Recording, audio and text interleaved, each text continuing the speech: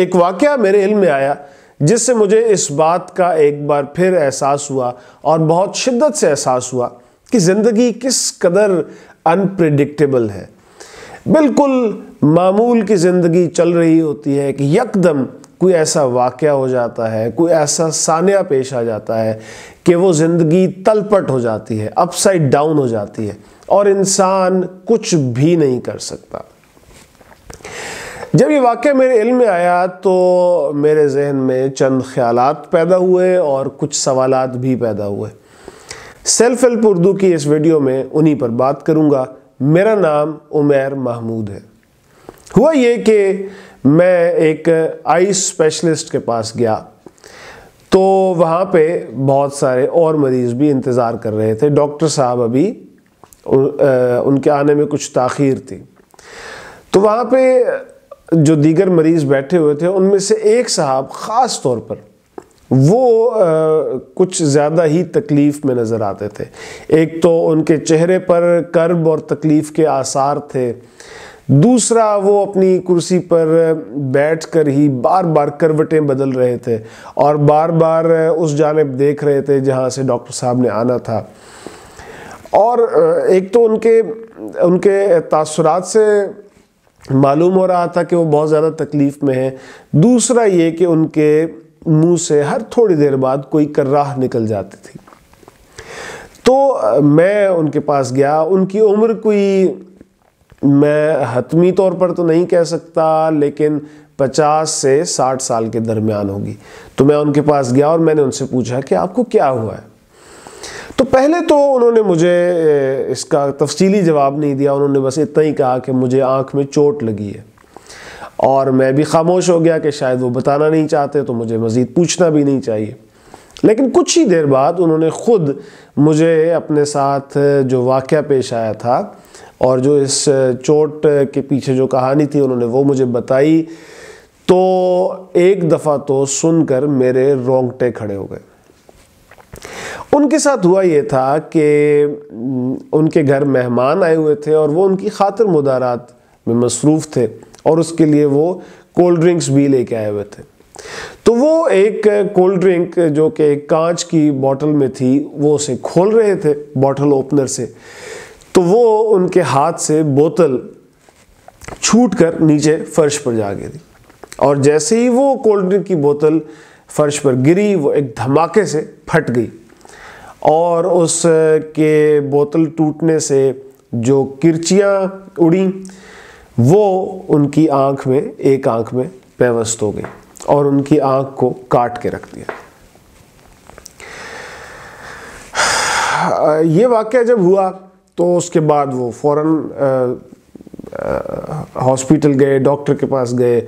اور ان کی وہاں ٹریٹمنٹ شروع ہو گئی، اور 1.5 سال ہو چکا تھا، ان کی ٹریٹمنٹ ابھی بھی جاری تھی اور وہ مستقل تکلیف میں تھے۔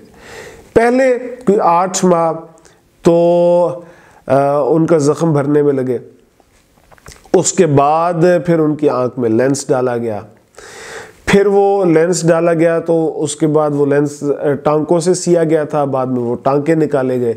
اور ابھی بھی ان کے پروسیجرز چل رہے تھے، اور ہر پروسیجر میں کسی نہ کسی قسم کی کوئی نہ کوئی سرجری انوالو تھی۔ اور جیسے کہ میں پہلے بتا چکا ہوں کہ تکلیف ان کی ختم ہونے کا نام نہیں لے رہی تھی، وہ ہر وقت تکلیف کا شکار تھے، ہر وقت ایک بے چینی تھی، وہ رات کو سکون سے سو نہیں سکتے تھے، اور ان کی یہ جب تکلیف میرے علم میں آئی اور یہ واقعہ میرے علم میں آیا تو میں نے سوچا کہ جب یہ واقعہ ہوا تو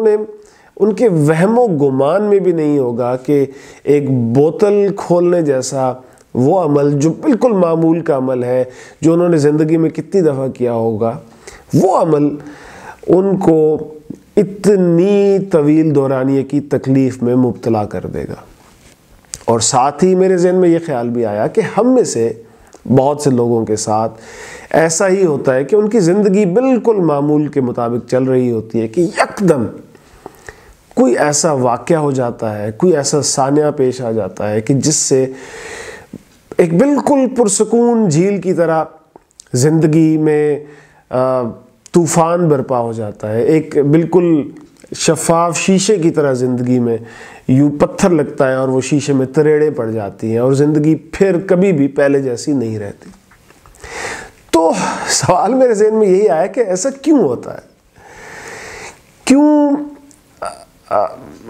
کیوں ایسا نہیں ہوتا کہ آپ کی زندگی ساری زندگی بالکل سکون سے رہے اور اس کی زندگی میں کبھی کوئی مصائب یا پریشانیاں نہ آئے؟ تو جواب مجھے میرے ذہن نے یہی دیا کہ بس یہ مقدر میں لکھا ہوتا ہے، ایسا ہونا ہی ہوتا ہے۔ تو میرے ذہن میں سوال آیا کہ کیا ہونی کو ٹالا جا سکتا ہے؟ تو پھر جواب آیا کہ ہونی کو تو کوئی بھی نہیں ٹال سکتا۔ تو پھر میں نے اپنے آپ سے سوال کیا کہ کیا کیا جا سکتا ہے؟ ہونی کو آپ ٹال نہیں سکتے،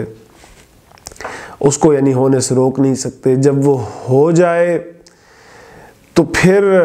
اسے برداشت کرنے کے علاوہ آپ کچھ نہیں کر سکتے۔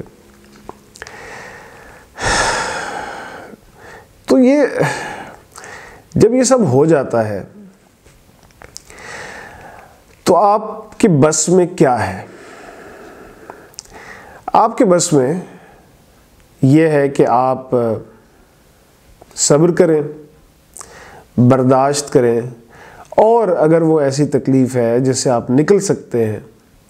کوئی پرماننٹ تکلیف نہیں ہے، کوئی پرماننٹ مصیبت نہیں ہے، تو اس سے نکلنے کے لیے منصوبے بنائیں، اور چوتھی دعا کریں۔ ان 4 آپشنز کے علاوہ اگر کوئی 5ویں آپشن ہے تو وہ میرے علم میں نہیں ہے۔ اگر آپ کے علم میں ہے تو آپ کامنٹ سیکشن میں بتائیں۔